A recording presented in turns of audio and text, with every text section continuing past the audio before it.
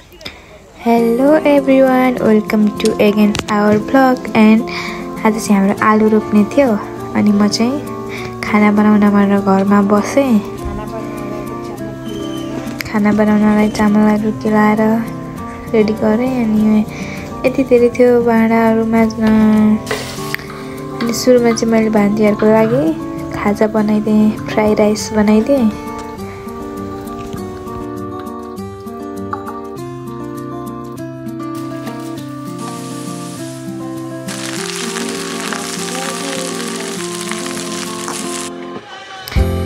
अनि fry rice बनाइदिसकेपछि चाहिँ मैले यता कुखुराहरुलाई चारो हाल्दिएको, सबै कुखुराहरु निस्के।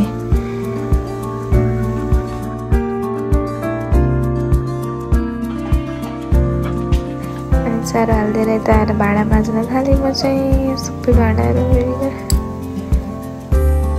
यति धेरै भाँडा थियो नि, मलाई 1 घण्टा जति लाग्यो माझ्न। स्पिडमा बनाएको छु क्या मैले, अनि त्यही भएर यस्तो देखिरहेछ। ये भाँडा माझेको टाइम सबै एक्ज्याक्ट हुनु भयो नि त नि, कति टाइम लाग्थ्यो होला के। मैले सबै पुछेर पनि सफा गरे।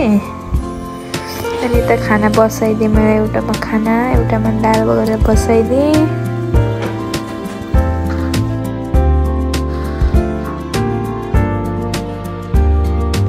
खाना बसाइदिसकेपछि मैले भान्जीहरुलाई फ्राई राइस हालेर अनि उनीहरुलाई लगिदिए।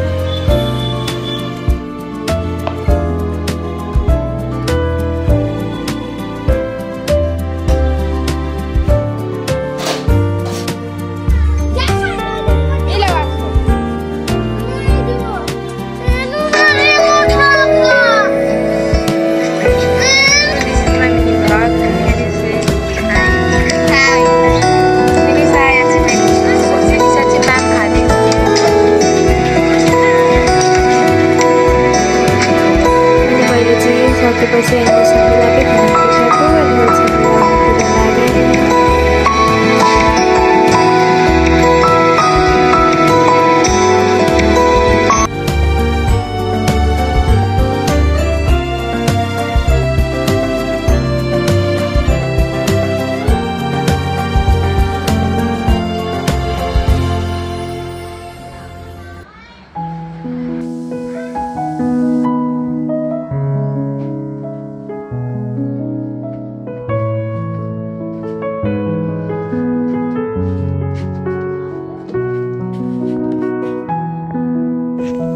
अनि यता ओछ्यान मिलाइसकेपछि म गएँ भित्र। अनि साग ल्याइदिनु भएको थियो मम्मीले, अनि केलाएर मैले रेडी बनाएर काटेँ। आज यसैको सब्जी बनाउँछु भनेर। अनि यता गाईको ठाउँमा गएको, राति लगाइदिने गरेको थियो तिरपल, निकालिदिएँ। अनि यता नानीले दही खाँदैछन्। अनि त्यति नै हो। अनि मैले यता खाना खाने एकैचोटि खाना रेडी गरिसकेर खाना खाँदाको भिडियो यो चाहिँ। सबै चाहिँ भिडियो लिँदिनँ म हैन, मेन लिन्छु किनकि एभ्री टाइम क्यामेरा देखाउने इज नट बेटर। सो छोरीले दही खाना खोज्दैछ, यहाँ बस्नु भन्दैछ मलाई चाहिँ।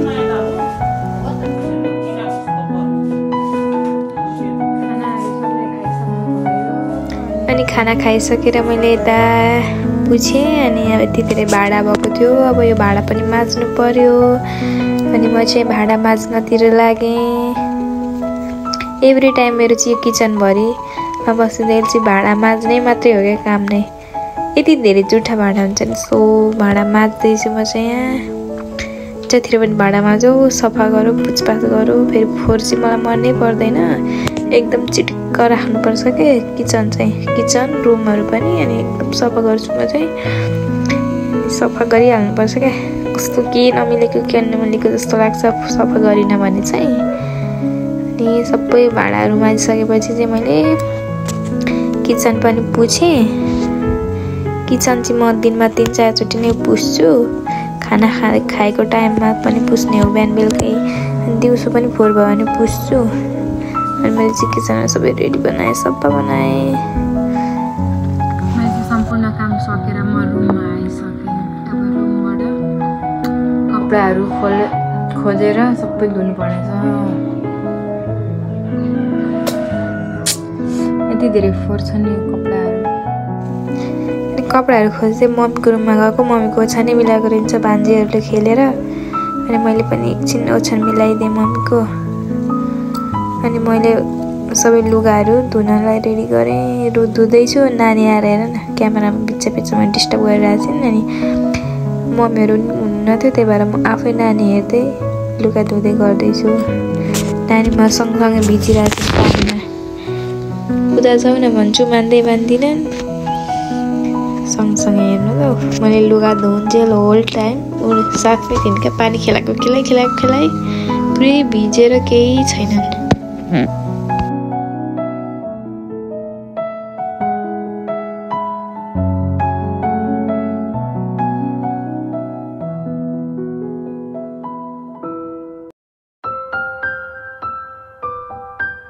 अनि मैले सारा लुगा धोएर सबै सुकाएँ।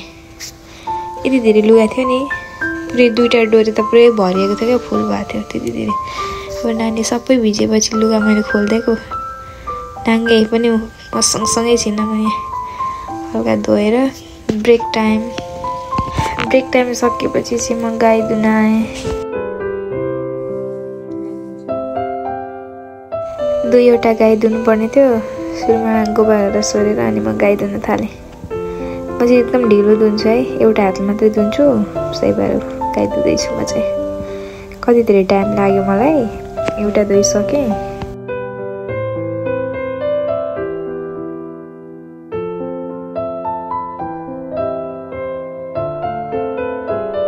अनि फेरि अर्को गाई दुन थालेँ उतापट्टि गएर।